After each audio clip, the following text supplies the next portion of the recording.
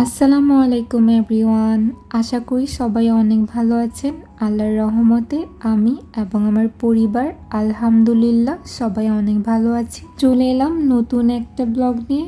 আজকের দিনটা আমার জন্য খুবই স্পেশাল ছিল, কারণ আজকের পুরো দিনটা কাটানো হয়েছিল আমার হোম টাউন মুন্সিগঞ্জে। এর জন্য একদম সকাল সকাল ঘুম থেকে উঠে গিয়েছিলাম। যেহেতু মুন্সিগঞ্জ এসেছি, তো এখানকার পরোটা আর ভাজি খাবো না, এটা তো হয় না।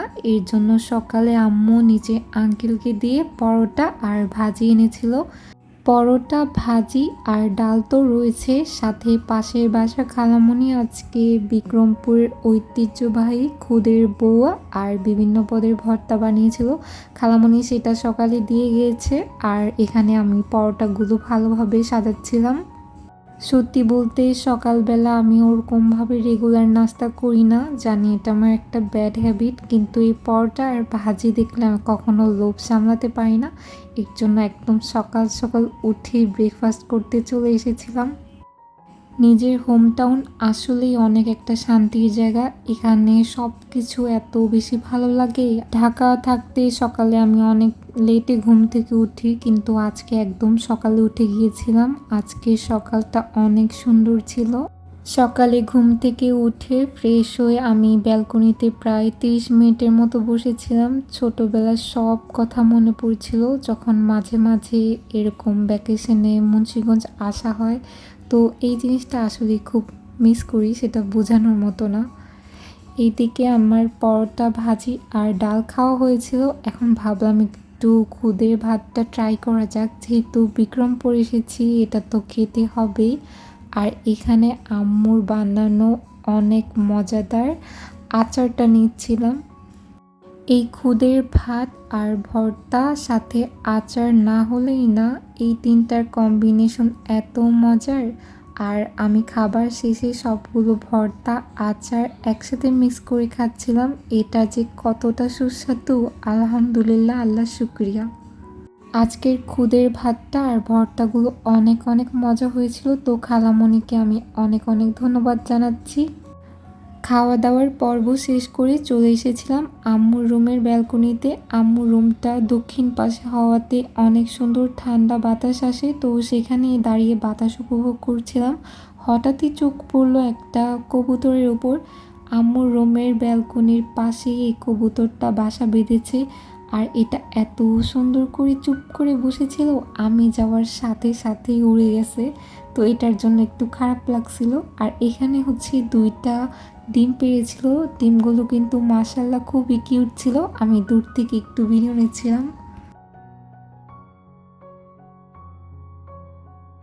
এখন হয়তো বা 11:30টার মতো বাজে। আজকে সকালে যেহেতু চা খাওয়া হয়নি, তো ভাবলাম একটু চা বানিয়ে খাই।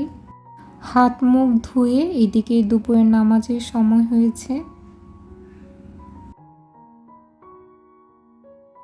আজকে চিকেনটা ভেবেছি আমি রান্না করব দুপুরে খাবারের জন্য।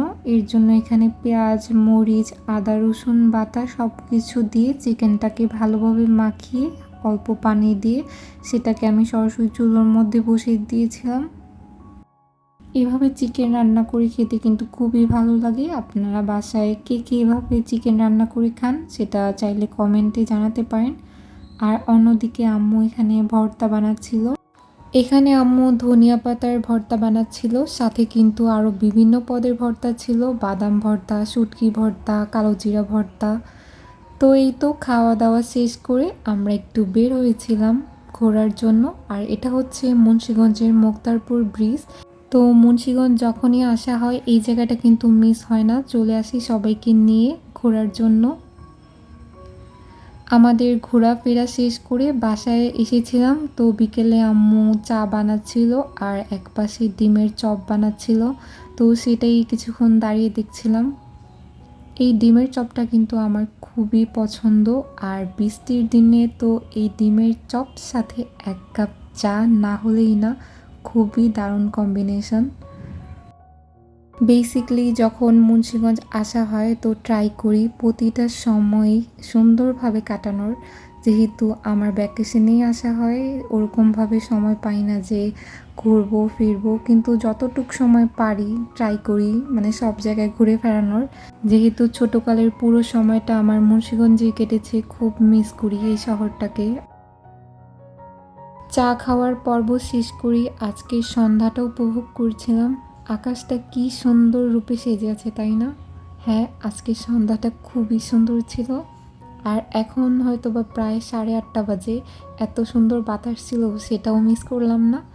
আর আজকের চাঁদটা কিন্তু খুবই সুন্দর ছিল, সেটারও ভিডিও নিয়েছিলাম। তো এই ছিল আজকে আমার আলহামদুলিল্লাহ সিম্পল এবং সুন্দর একটা দিন। যদি ভিডিওটি ভালো লেগে থাকে চ্যানেলটি সাবস্ক্রাইব করার অনুরোধ রইল। আজকে এখানেই শেষ করছি। আল্লাহ হাফিজ, আসসালামু আলাইকুম।